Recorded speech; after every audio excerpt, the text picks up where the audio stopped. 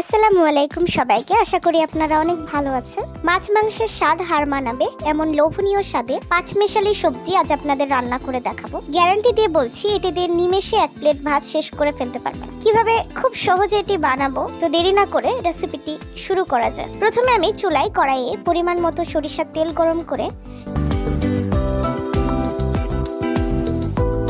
কেটে রাখা পটলগুলো দিয়ে দিলাম। পটলগুলো হালকা নেড়ে এর সাথে যোগ করলাম টুকরো করা আলু।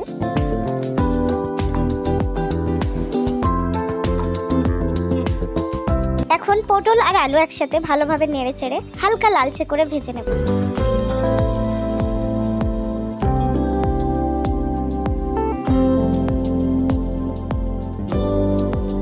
ভাজা হয়ে গেলে তেল ছেঁকে এগুলো একটি পাত্রে তুলে রাখছি।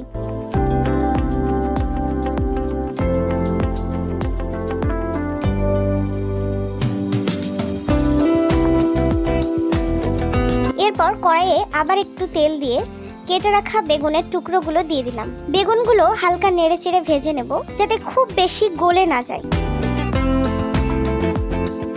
ভাজা হয়ে গেলে বেগুনগুলো তেল থেকে তুলে আলাদা করে রাখছি।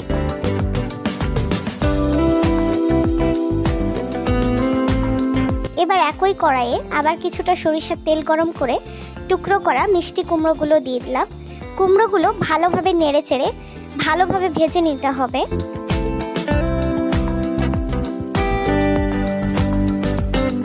মিষ্টি কুমড়ো ভাজা শেষে এবার এটিও তেল থেকে তুলে আলাদা করে রাখছি।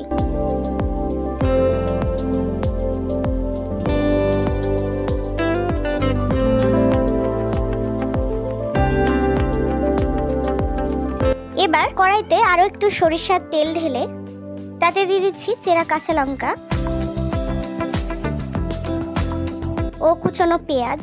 ভালোভাবে ভেজে লালচে করে নেব।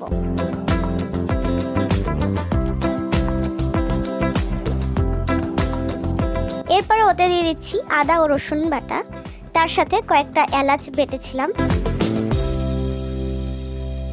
সব মশলা ভালো করে কষিয়ে নেওয়ার পর পরিমাণ মতো দিয়ে দিচ্ছি লবণ, হলুদ গুঁড়ো, ধনে গুঁড়ো, জিরে গুঁড়ো। মশলাটা নেড়ে সামান্য পানি দিয়ে মশলাটা খুব সুন্দরভাবে কষিয়ে নেব।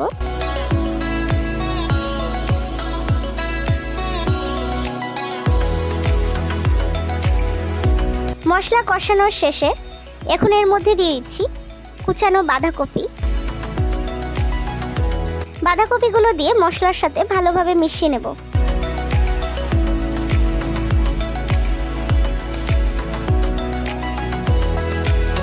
বাঁধাকপি একটু কমে আসলে আগে থেকে ভেজে রাখা পটল, আলু, বেগুন আর মিষ্টি কুমড়োর টুকরোগুলো একে একে এর সাথে ঢেলে দেব। এখন সমস্ত সবজি আর মশলা একসাথে খুব ভালোভাবে নেড়ে মিশিয়ে নেব। এরপর কড়াইয়ে ঢাকনা দিয়ে ঢেকে দেব এবং কিছুক্ষণ রান্না হতে দেব, যাতে সবজিগুলো একদম পারফেক্টলি সেদ্ধ হয়ে যায়। ঢাকনা তুলে নেড়ে চেড়ে নেব।